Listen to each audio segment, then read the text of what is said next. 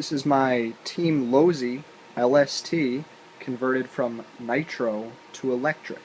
The main reason I'm shooting this video is because I've never seen someone convert an LST to electric.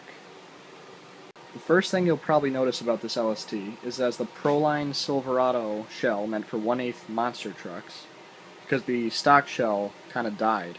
I also installed 1/5 scale sized LED light buckets. They're just in the cab and shine through the windshield so they're not exposed to any elements or rollovers or anything, but it adds a cool feature to the truck. To convert it to electric, you'll need an electric conversion hardware kit offered by Losi. When I first got this truck, it also had the Castle Creations Mamba Monster 2200 kV ESC motor combo, but I replaced that with an EVX2 and Titan 775. The main reason I converted this to an EVX2 with 775 is because while the Mamba Monster had way more than enough power, even on 4S, this big monster truck just wasn't capable of handling speed at all. At above about 30 miles an hour, it'd get almost controllable, so I decided I didn't need that speed. Okay, here's what the LST looks like with the electric conversion.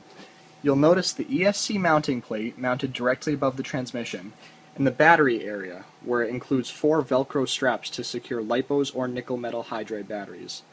Obviously, I installed a Traxxas waterproof EVX2 and a Titan 775, which you can't see down there. Now I've switched to LiPo with the rest of the vehicles in my fleet. So I have a bunch of these Traxxas Power Cell 8.4 volt 3000 mAh nickel metal hydride packs laying around. I eventually plan on using 4, but for now I'm just using 2 because of weight issues. As soon as I get the gearing figured out, I'll probably be putting 4 on there just for the increase in runtime. Now this truck has a lot of servos, 4 actually in total, 2 for steering, 1 for switching into reverse because it used to be a nitro, and 1 for the mechanical brakes, which means that my receiver box area is pretty much a mess of Y harnesses and other wires.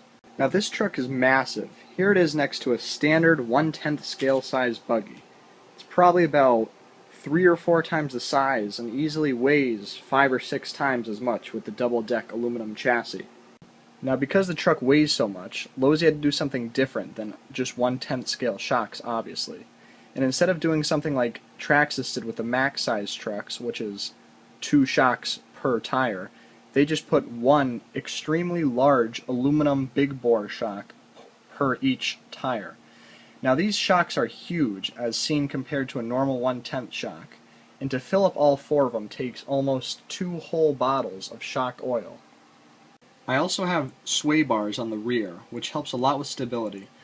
I didn't put them on the front because I didn't feel it was necessary after feeling what a difference that they did to the rear, because now it pretty much never flips over, even if I'm trying to flip it over. The reason this truck almost never flips is because of the center of gravity on it. It's got a very low center of gravity as compared to other trucks in its class like the E-Max, which has a high center of gravity and is thus more prone to flipping. That's pretty much all I have to say about this LST, but a lot of people are selling these for really cheap on Craigslist and eBay, so if you can pick one up and do an electric conversion yourself, it's well worth it.